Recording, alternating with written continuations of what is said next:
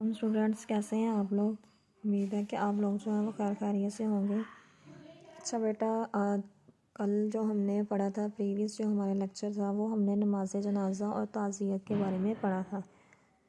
نماز جنازہ میں ہم نے یہ پڑھا تھا اس کی ڈیفینیشن میں کہ جو دنیا سے رخصت ہو جانے والے مسلمانوں کے لیے دعائے مغفرت کی جاتی ہے۔ تو نماز جنازہ جو ہے اس میں نہ رکوع ہوتا ہے نہ سجدہ۔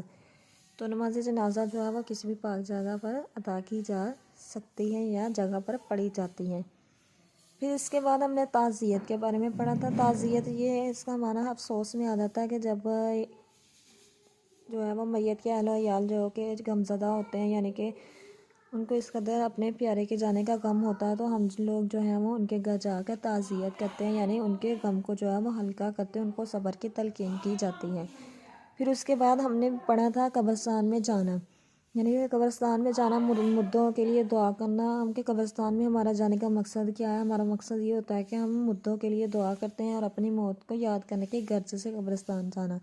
اور پھر اس میں ہم نے حدیث میں اس کا مقصد پڑھا تھا کہ حدیث میں اس کا مقصد کیا ہے۔ اور پھر ہم نے آداب پڑھے تھے کہ قبرستان میں جانے کے آداب کیا ہیں، کہ تمام مرحومین یعنی کہ جو اس دنیا سے چلے گئے ہیں ان کے لیے دعائے مغفرت کرنی چاہیے۔ پھر اس کے ہم نے یہ سارے آداب پڑھے تھے۔ تو آج کا جو ٹاپک ہے ہمارا وہ ہم نے نماز کے بارے میں پڑھا ہے، کسوف اور خسوف کی نماز۔ ٹھیک ہے، کسوف خسوف کی نماز۔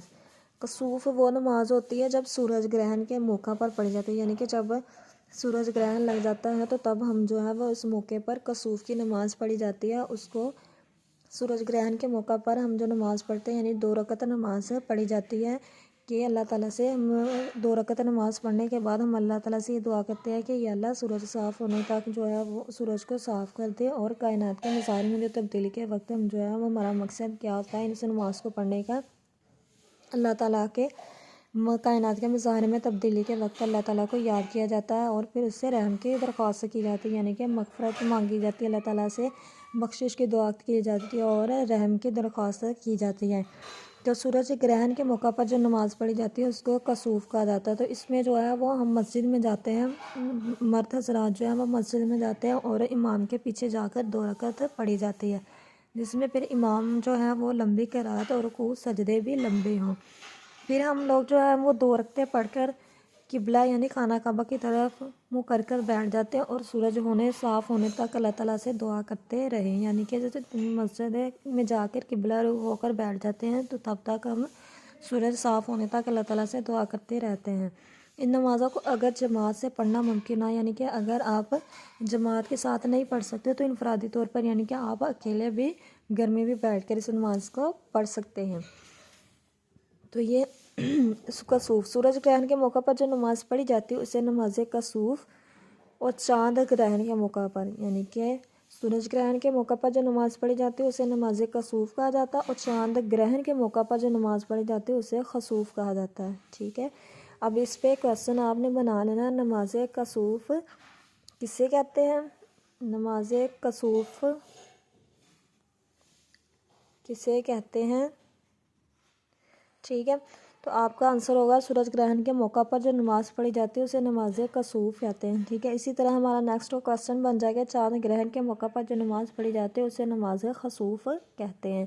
تو اس کا بھی آپ نے شارٹ کویسچن بنا لینا ہے کہ نماز خسوف کسے کہتے ہیں، تو چاند گرہن ہے۔ اسی طرح جو ہے وہ جس طرح میں نے آپ کو بتایا کہ سورج گرہن کے موقع پر جو ہے وہ 2 رکعت نفل یا 2 رکعتیں پڑھی جاتی ہیں، اسی طرح چاند گرہن کے موقع پر بھی جو ہے 2 رکعتیں پڑھی جاتی ہیں جن میں لمبی قرات ہو اور رکوع بھی ہمارے لمبے ہو، اور سورج صاف ہونے تک جو ہے وہ ہم اللہ تعالیٰ سے دعا کرتے رہیں، اور کائنات کے مظاہر میں تبدیلی کے وقت جو ہے وہ اللہ تعالیٰ کو یاد کیا جاتا ہے اور اس سے رحم کی درخواست کی جائے۔ ٹھیک ہے، یہ ہمارا جو تھا کسوف اور خسوف کی نماز تھا۔ پھر اس کے بعد تہجد کی نماز آ جائے گا۔ تہجد آپ کو پتہ ہے کہ ہم جو ہے فجر کی نماز سے پہلے اس کے نوافل پڑھتے ہیں، تو اس میں جو ہے وہ 2 رکعت بھی ہم پڑھ سکتے ہیں، 4 بھی پڑھ سکتے ہیں اور 8 رکعت بھی اس کی پڑھ سکتے ہیں۔ ٹھیک ہے، تہجد کی نماز کی، تو تہجد سے مراد وہ نوافل ہے جو عشاء کی نماز کے بعد سے لے کر صبح صادق سے پہلے تک ادا کیے جاتے ہیں، یعنی کہ آپ جو ہے ہم عشاء کی نماز پڑھ کر جو ہے وہ سو جاتے ہیں تو ہم صبح صادق یعنی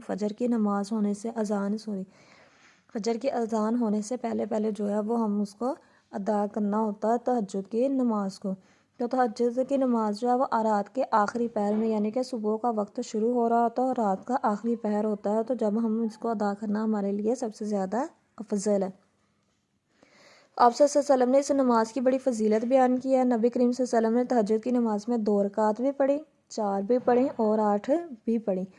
اب تہجد کی نماز میں یہ انہوں نے بتایا ہے کہ عشاء کی نماز کے بعد یعنی کہ عشاء کی نماز آپ نے پڑھ لی ہے، پھر آپ سو گئے ہیں، تو اس ٹائم سے لے کر جو ہے وہ آپ صبح فجر ہونے سے پہلے تک جو ہے وہ تہجد کی رکعت جو ہے وہ پڑھ سکتے ہیں، یعنی کہ نماز پڑھ سکتے ہیں۔ رات کا آخری پہر سے مراد یہ ہے بیٹا کہ آپ نے جو ہے وہ صبح ہو رہی ہوتی ہے یعنی کہ فجر کی اذان کا ٹائم ہو رہا ہوتا ہے، دوسرا جو ہے وہ رات کا آخری پہر چل رہا ہوتا ہے، اس میں تہجد کی نماز پڑھنا جو ہے وہ ادا کرنا سب سے زیادہ افضل ہے۔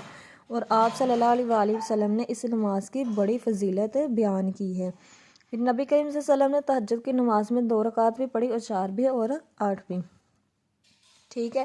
اس کے بعد اشراق اس کو کہتے ہیں کہ سورج کے روشن ہو جانے کے بعد جو نفل نماز پڑھی جاتی ہے، یعنی کہ جب سورج جو ہے وہ روشن ہو جاتا ہے تو اس میں جو نماز پڑھی جاتی ہے، یعنی کہ جب صبح ہم سب سے پہلے تہجد کی نماز پڑھتے ہیں، پھر فجر کی نماز پڑھتے ہیں، پھر اس کے بعد جب سورج روشن ہونا شروع ہو جاتا ہے تو سورج کے روشن ہونے کے بعد جو ہم نفل پڑھتے ہیں اسے اشراق کہتے ہیں۔ یہ بھی بہت فضیلت والی نماز ہے۔ یہ عموماً جو ہے نماز جو ہے وہ سورج نکلنے کے آدھے گھنٹے بعد ادا کی جاتی ہے، ٹھیک ہے۔